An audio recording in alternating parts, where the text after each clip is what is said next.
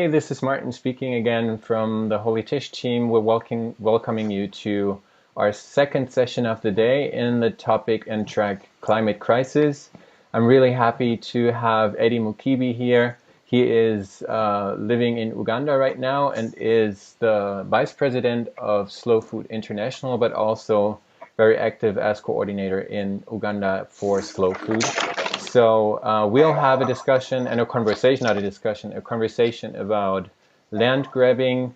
And Edie, would you like to say a little bit about yourself? Good morning. Hi, everyone. I'm Edie Mukiibi. I'm from Uganda, and I stay here permanently. I'm the vice president of Slow Food International, and also I coordinate all the slow food activities and projects in Uganda with my team here. I'm glad to be part of the Holy Tish convention and also part of this conversation. Cool. Yeah. So, do you want to give us a short, maybe an explanation or just an overview of what land grabbing is? Maybe some people might know what it is if they look at the words land and grabbing, but do you like the actual event and what's happening? Do you want to give us an explanation on your point of view? Land grabbing, I personally have been following land grabbing for so many years. All the years I've worked with small-scale producers from different countries. Like 10 years ago, I started moving around, visiting communities, working with them to rebuild the regenerative agricultural systems. And I realized that one of the biggest challenges they have, apart from seeds, is the access to land and also the loss of land. And I tried to dig deep with them how loss of land, how access to land, or limited access to land come in existence. And this is where I got the interest to study land grabbing. And to those who may not know what land grabbing is, it's actually, in my own terms, it's the loss of land by the communities, by the local people, to those with power, especially the large investments, the monocultural investments, also the direct foreign investments, where land is actually physically and legally taken away from the rural communities, from the local people, and given to the large investments. Sometimes it's done legally by the sitting governments, and sometimes it's done under the counter deals between the foreign investments or large scale investments and also the local leaders in many areas. This does not only limit people's access to this land, but also it deprives them of their food sovereignty. It deprives them of their rights to access vital cultural rights and cultural sites, as well as it's one of the land grabbing has also been blamed as one of the biggest culprits leading to deforestation and destruction of important fragile ecosystems like forests, whereby once this land, which has been housing a forest, is given to the large investments to produce a monocrop product like sugarcane, like tea, like tobacco, like rubber, coffee or cacao, the forest is destroyed, and the impact on climate change is enormous. And also the impact on the livelihoods of the people in those areas is quite enormous. So most of the communities, they depend on these resources for their rain-fed agriculture. They depend on these resources for food production. They depend on these resources for the practicing of cultural norms and activities. And once this is taken away, the life of the community goes. The life of the people in the community goes away. The environment is affected, and also the climate is seriously affected. So this is in simple terms, what land grabbing means. In many cases, land grabbing is actually perpetuated by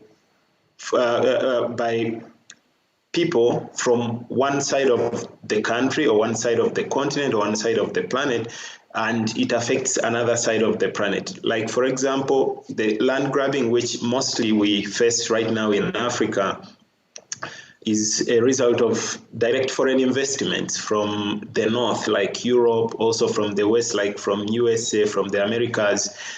The large-scale foreign investments come with a lot of promises to the local governments in terms of employment, in terms of GDP, increasing GDP, and then the sitting governments here, because they are shown all these kind of superficial benefits, they end up evicting local communities. They end up allocating large tracts of forested land, large tracts of swamps and marshes to the direct foreign investment.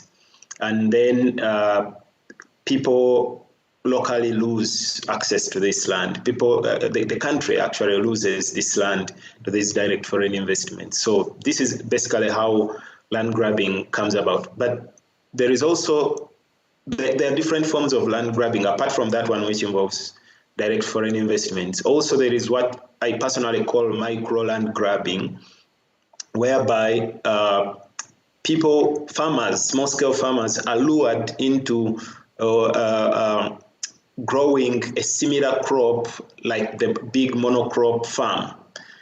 Because this, for example, sugarcane, the sugar company can promise farmers good prices and also good incentives in the community if they grow sugarcane on their small plots.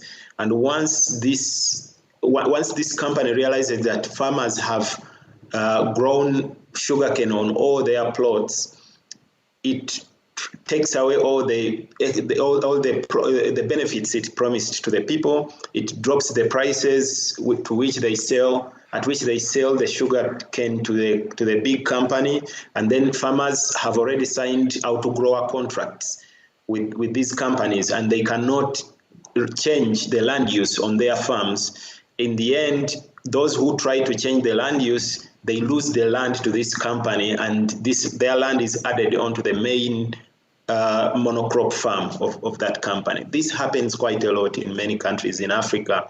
It happens in Uganda, it happens in Ghana, it happens in Malawi, it happens in many, many other countries in Africa. And this is how people's land, or small-scale farmers' land, is grabbed. And land grabbing is one of the biggest. It has a very big impact on agroecology, on the future of food in many communities, on the sustainability of the agricultural activities of many communities in different countries. So the question that I have is that is this benevolent by the governments and by the structures that are giving away the land, or is it like is it maybe even not possible to say a good intention is behind that the governments and structures really want the people to benefit, or is it more like a hostile takeover? Like, do you have a point of view on that? I don't want to demonize people. I just want to understand the issue a little bit better. Land grabbing happens in different ways. So, like I said before, legally, the government can give out land thinking that the people are going to benefit quite a lot, and sometimes the people try to protect their land because the process through which the land has been taken away from them is not clear, and people find that there is quite a lot of injustice in land dealings, especially that involves their land. And this is when people try to resist the land grabbing, even when they are promised a lot of superficial benefits. Some people realize that they have like an intrinsic value to their land. They have this inner value to their land, and when they try to resist, this is when violence comes in. And in many cases, you find that this violence is the violent evictions are done by the state organs. So this is also another form of taking over people's land, apart from the one where people are promised things and then they are convinced to leave the land only to realize that in the future they don't get these benefits. That's one way. But also it's where people from day one say, nobody is taking our land, we are not leaving our land, this is our ancestral land, we are not going anywhere. And then this is when forceful evictions start. And sometimes these evictions are hidden in the corrupt legal system in most of these countries. And there is nothing to hide about the corruption in the legal systems of the countries here in Africa. It's broad day robbery of people's rights, people's land, especially those who don't have money, those who don't have power. There is quite a lot of under the counter or under the table deals done to evict people forcefully. And like, I think the difficult question that I have is like, if you have the feeling that your government is corrupt, or not government, but like that some of these structures might be corrupt, and that it's an unfair distribution, maybe in that sense, like how are you dealing with that, or how are the people dealing with that? I mean, you said they respond with resistance and just like saying, no, we're not doing that. But like, do you have some ways where people responded where you helped yourselves, because like you don't have organization or and government structures that will look for the interests of the people in that sense? So how is that working out? I want to say that the government structures are like a two-way traffic. You find that the government works on one hand on good projects to protect the rights of citizens, but at the same time, the same government is working on these mega projects, which involve forceful evictions and also things which are challenging the status, the human rights of the rural communities. In this case, what we do, what we created the campaign to resist land grabbing or to stop land grabbing.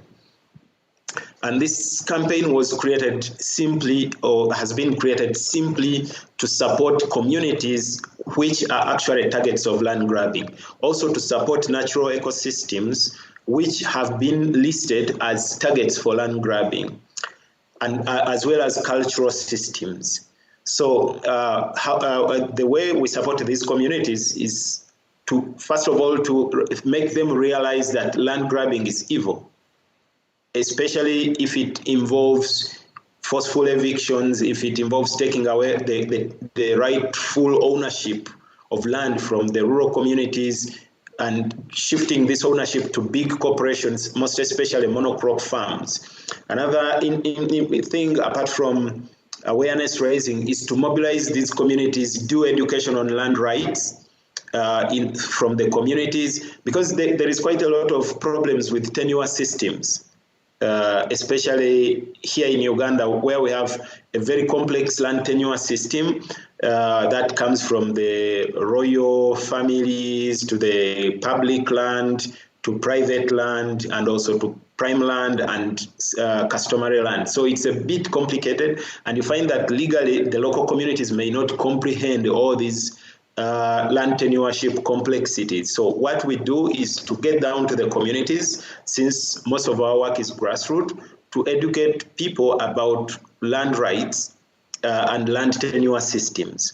Another thing is to help people realize the value of their land when it comes to food sovereignty, to food security, when it comes to biocultural diversity on this land, such that they don't just be lied to by the corporations, by the national institutions which have signed agreements with these investments.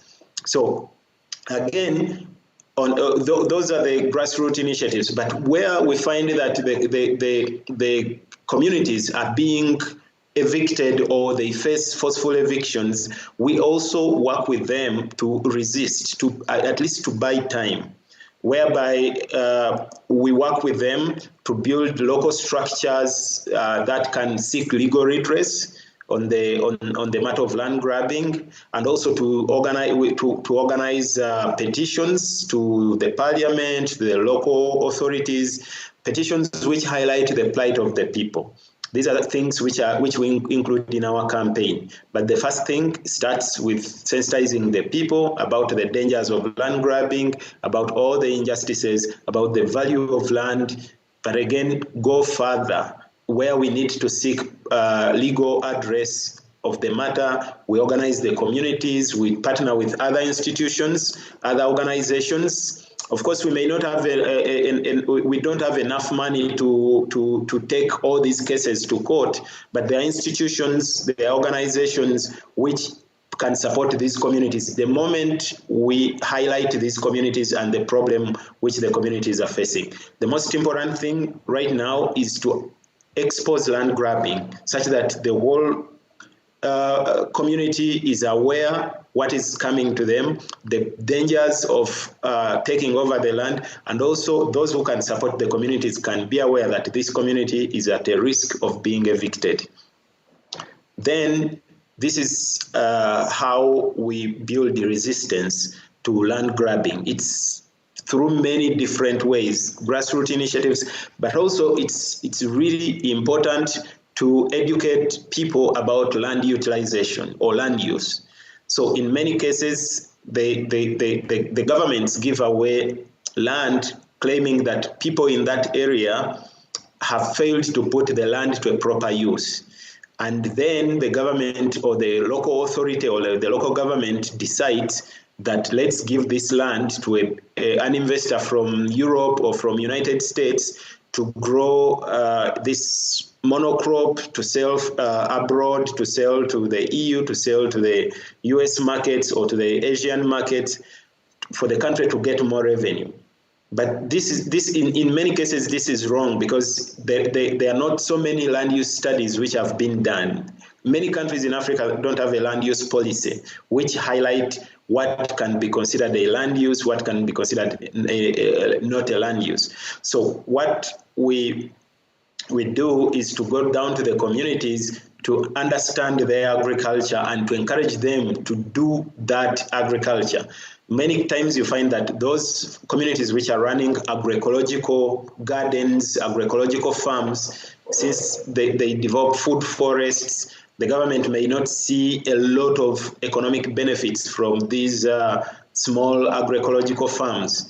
But this is the agriculture of the people. This is the agriculture of the future. This is what the people want to do. This is the future of food in these communities. So what we do is to support these people to continue doing that agroecological production of food, and also try to show the government that this is another interesting and important land use type in this community. It's not that they are not using land, it's just that's the traditional, that's the ecological, that's the most sustainable way of using their land, instead of turning it into a monocrop field for palm oil or for other high-value export crops. You in our session before, you said that one of the most critical things among the education is to kind of get yourselves or buy yourselves time. Do you want to talk about that just a little bit so people understand what the importance of that means? Because I think that's an important ingredient for the resistance. Mm. Yes, when I talk about communities buying time, is because sometimes the land grabbing deals are signed so fast without proper studies, without proper consideration of the people's rights. So sometimes it's announced that there is a plan to do a big project in this area of land, and within no time the people have been evicted, with no clear legal process taking place, with no clear consultations from the people taking place. So at the end of the day, you realize that many people are illegally evicted, but they cannot regain the rights to the land because it's too late. for them to regain their rights to land. What most of the times land grabbers do is to do a simple compensation, just cash compensation, little money for the families which were evicted illegally to look for livelihoods elsewhere. Actually, they are encouraged to go and find better livelihoods in towns. So what buying time means is, once we realize that this community is the target for land grabbing, we try to follow the process such that and also to quickly sensitize these people such that they can resist legally being evicted from their land, such that they are not evicted overnight from when the program has been announced. We make sure that they are proper. We make sure that there are proper consultations. We make sure that all the legal procedures have been followed, and then also we make sure that the land ownership issues are cross-checked, and also the tenure systems are cross-checked. In this, we delay the process of the people from being evicted, the process of evicting people or communities from their land. And sometimes you realize that in this process, communities can find legal support to petition the government to stop the eviction. And in this case, we have seen cases where the government has declared that, the court has declared that it's illegal to evict these communities, so they should not be evicted. If we do not delay the eviction process, these communities will have been subjected to a lot of injustice, because they would never actually even go back to their land, but they would just be compensated to look for livelihoods elsewhere. So this is what we mean by delaying buying time, such that we can find justice. Sometimes the land cases take too long to be disposed of from the courts of law. So as people are still finding redress in the courts of law, we make sure that there are no evictions. We try to follow this to mobilize people to make sure that they get the information. If it means marching to the local government, many times we have encouraged peaceful demonstrations, people marching from their communities to the local government, to the court, to show how to present their case to those people.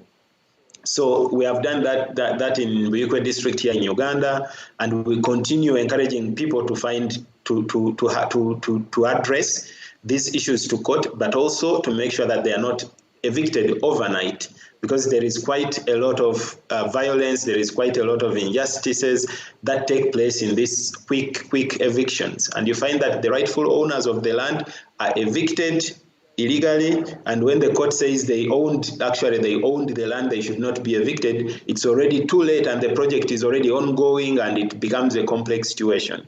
So that is why we encourage communities to resist, as we buy time to find justice for these communities. Yeah, thank you. I think that's an important issue. The last, we have 5 to 6 more minutes. The question that I ask myself is, since there is a gap between all those nations, I would say, where the general cause is coming from. Like if we say the northern half, maybe, if you refer to that. Is there anything you as an expert in that sense would wish yourself that people change certain habits, or people become more aware? Like you said, you want to expose land grabbing, but is there something where you feel like action or some form? What would you wish for from like people in the world that can help you with this issue? First of all, I have many wishes if it comes to finding support to stop land grabbing. One, I wish people may follow our campaigns, our programs, so keenly on all our social media platforms, on our websites, and also read our publications. There is a slow food publication which we did here in Uganda that exposes land grabbing. It's on the slow food website. And there are so many other organizations which are working on the same subject. So every day, if you go and check, maybe you put in your search engine and search land grabbing in Africa, in Latin America, or in Southeast Asia, there is quite a lot of information. So I kindly request people to seek information and see how the products they use every day are related to the grabbing of innocent people's land here in the global south. Another thing is to support these campaigns. When we fight land grabbing, we are fighting power. We are fighting large economies. We are fighting large corporations. But we are too small to fight alone. We are just small communities. We are small individuals. It's very, very risky to stand in resistance of a big corporation where the government is seeing a lot of prospects. Of course, the land grabbing also involves a lot of corruption and bribery issues. So many times these people invest a lot of money. So it's very risky also for us at the front line to stand against these big investors or these big projects to defend communities. But I request those who can support by sharing more information, by donating to the land grabbing projects, by donating to the land grabbing campaign.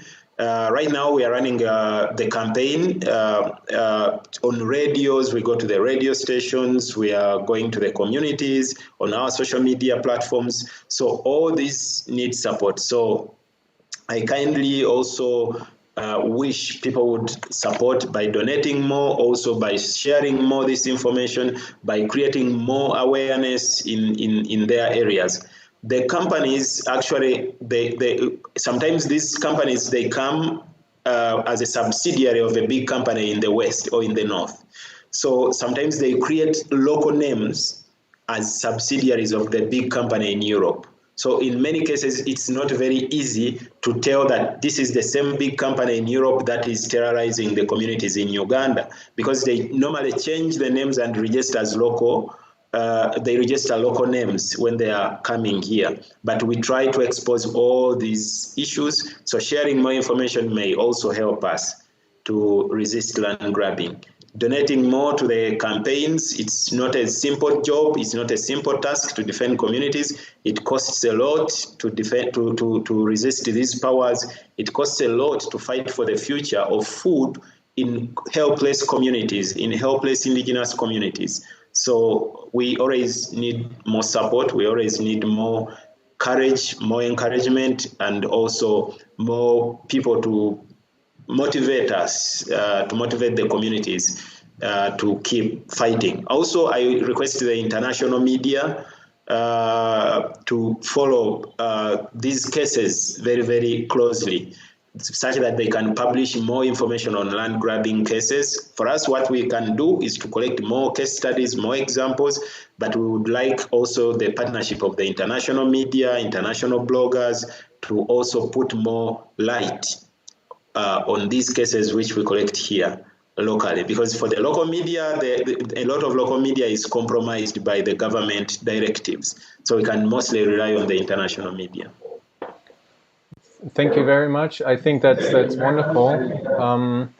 I hope that you get the support that you ask for, and that more people get aware of that. We hope that a lot of people have seen this. Maybe I don't know, tag it in the media. So we'll do our best to promote this. And I'm glad we had this discussion. It's not an easy one. I feel like it is a very difficult discussion, because we're locally so far apart, and it's just like different worlds. It's really hard to understand the actual trials and tribulations that this involves and what it feels like, you know. So I really thank you for taking the time and talking about that. We have a deep dive with Edie for everyone who joined us in this session, where you can ask him questions, where you can network and exchange addresses and everything. So he'll be there for from 12:15 now to 12:45. In the link description for the deep dive you will find in the descriptions for in YouTube, in the YouTube description box, or on the Convention Hub. You will find it below the program. I thank you, Edie, once again for being here. I wish you a good day and talk to you soon. Thank you. Thank you. Thank you for hosting me. Thank you. Man. Goodbye.